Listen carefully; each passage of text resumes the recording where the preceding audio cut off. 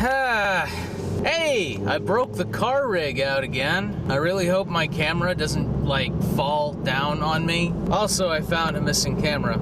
So anyway, let's talk about the Nonsequitur Show. Yeah, so as 4 or 5 of you might know, there's been a recent shakeup in the debate community. The corner that deals with crazy people. The corner that deals with the flat earth crazy people. Anyway, the two co-creators of the Nonsequitur Show kind of split ways.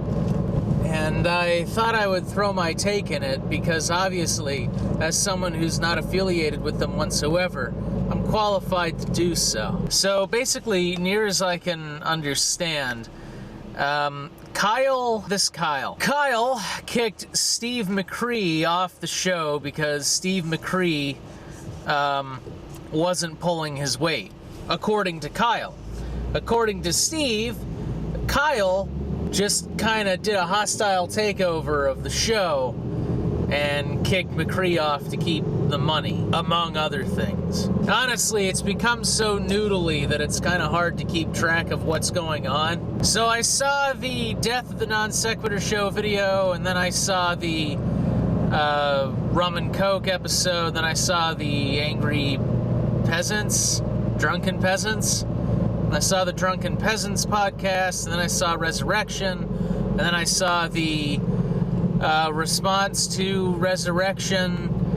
This is starting to sound like some weird movie franchise. The Nonsequitur Show Expanded Universe. And it's kind of hard for me to pick a side here. Mostly because I don't know who to trust. I don't know either of these characters very well. So to me, it's like one person's word is as good as another person's word. But Kyle admitted to doing a handshake deal to split the profits 50-50.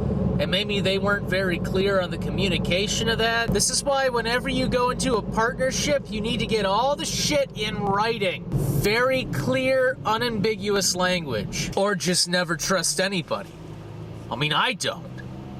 People suck. So because of that, there's a lot of mess going on back and forth. And it's really kind of sad because I like the Nonsequitur Show. And you know, I liked the Flatter Day stuff, and I liked all the debates and everything that they did with Arn Ra versus Kent Hovind and all these other shots. I mean, it was something fun to have in the background. Like if I was doing a big project or cleaning something or building something.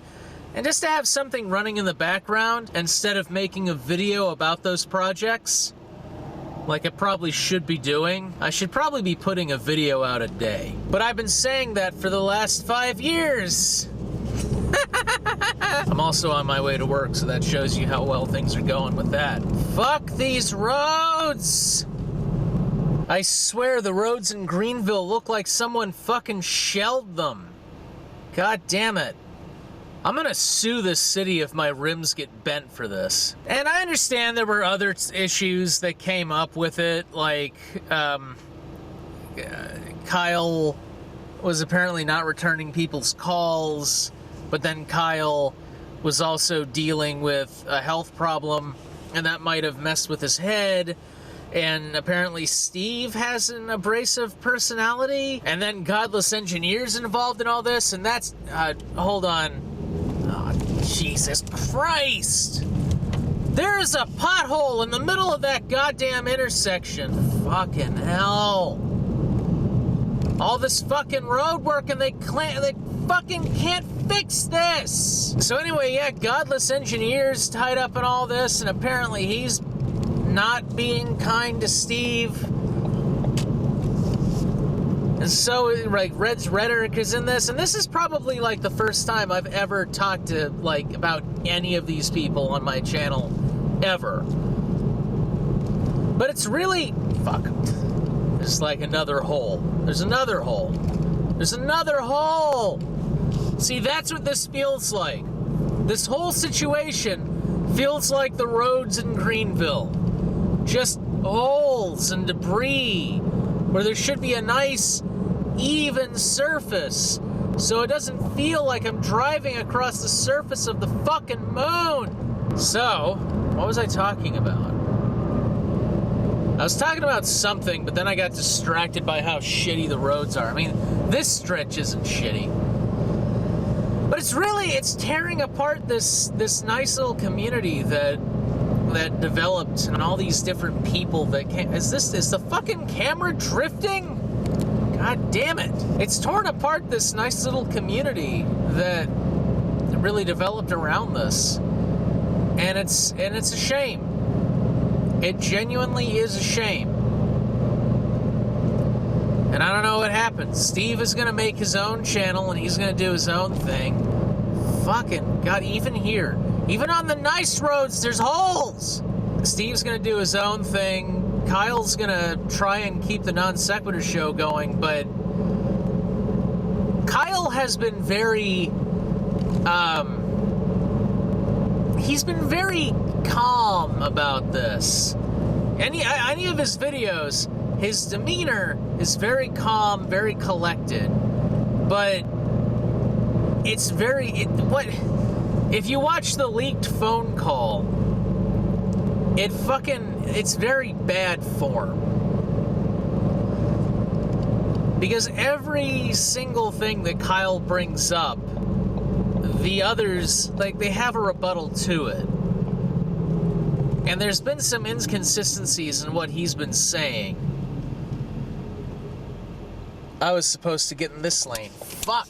There's been inconsistencies with what he's been saying. And even if he did nothing wrong, it's still really bad form. This is all really, really bad form. This was handled very poorly. And again, there's a lesson to be learned from this. If you're engaged in a partnership with someone, you need to have very clear communication. Leave nothing to, interpretation. Be very clear, be very unambiguous. Get everything in fucking writing, record everything. Trust no one, not even yourself. You don't know what your reflection's doing when you're not looking at it. But anyway, that's my take on it. It's genuinely a shame that this is something that had to happen, and I wish it didn't. But this is what happens when you don't have anything in writing, and you don't have clear communication. I should take advantage of this.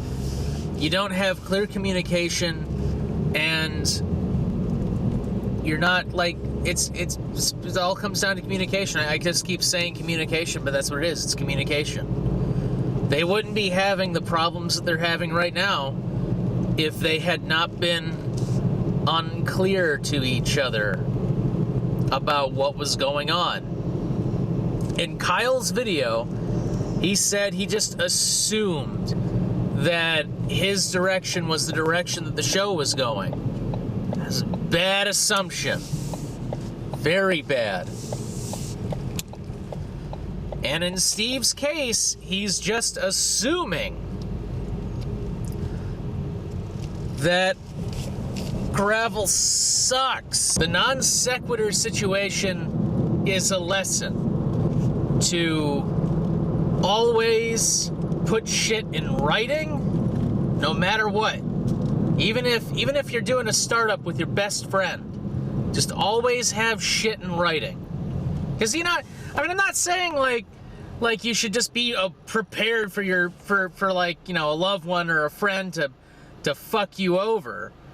I am saying though that you don't know the future, and I feel like, whatever camp you're in, like Kyle or Steve, a lot of things would be going differently if there was some kind of written agreement and if there was better communication.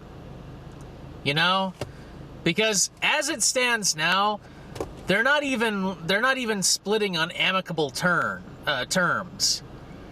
Kyle says that he wishes, all the best for all of the people who left. And Steve is, like, on the fucking warpath, so, hindsight 2020, get shit in writing. Don't trust handshake agreements. And always, always talk openly and honestly with your business partner. Always. Or they might, want your channel to fucking crash and burn, so